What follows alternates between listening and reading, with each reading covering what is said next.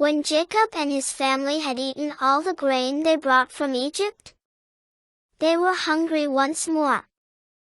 Judah told his father they could return to Egypt and buy more food, but Benjamin must go with them.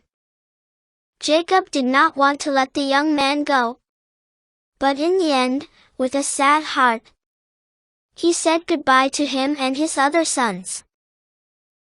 The brothers arrived in Egypt, and they went to present themselves before Joseph. When Joseph saw Benjamin his brother, he ordered his steward to take all the men to his house and prepare a meal for them. They would all eat together at noon. The brothers were afraid when they were taken to Joseph's house. They thought they would be arrested because of the silver found in the bags. But when they showed the coins to the steward, he replied God had provided them with the money, and they did not have to repay anything. Then Simeon was released from prison. All of the men were seated with Joseph and ate a great meal in his house. He put them in order of their ages, and they were all amazed at this. He also gave Benjamin 5 times more food than the rest of them. They enjoyed themselves very much eating and drinking, but none of them realized it was their brother Joseph who was with them.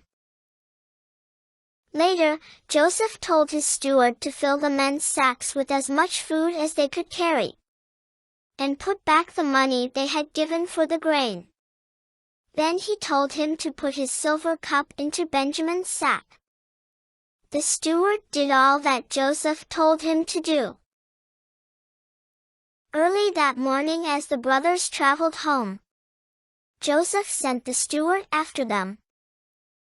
When he caught up with them, he searched all their sacks and quickly found the silver cup in Benjamin's sack. He said the youngest brother must become the slave of Joseph. But all of the men agreed to travel back to Egypt to try and explain that he had done nothing wrong.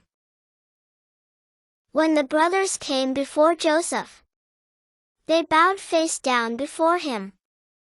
He pretended to be angry and said Benjamin must be his slave, but the rest were free to go.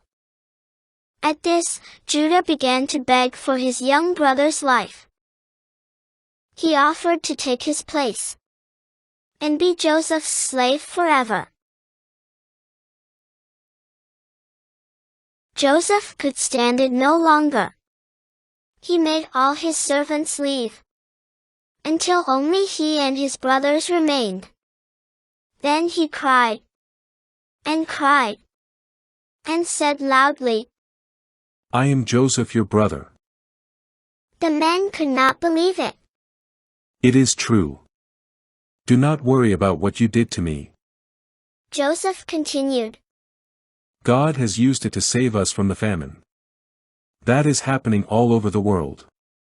Now all of us and our father will be saved.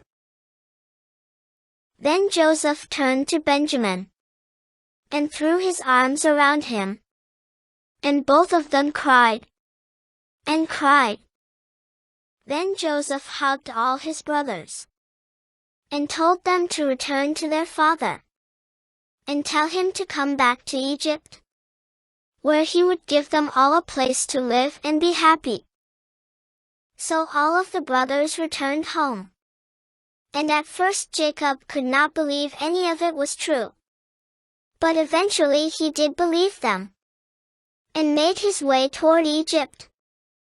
On the way Joseph arrived in his chariot, and seeing his father, ran to him and threw his arms around him, and cried.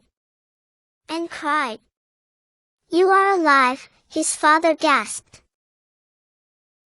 Then all of Joseph's family lived safely in an Egyptian place called Goshen. God had made everything work together for good.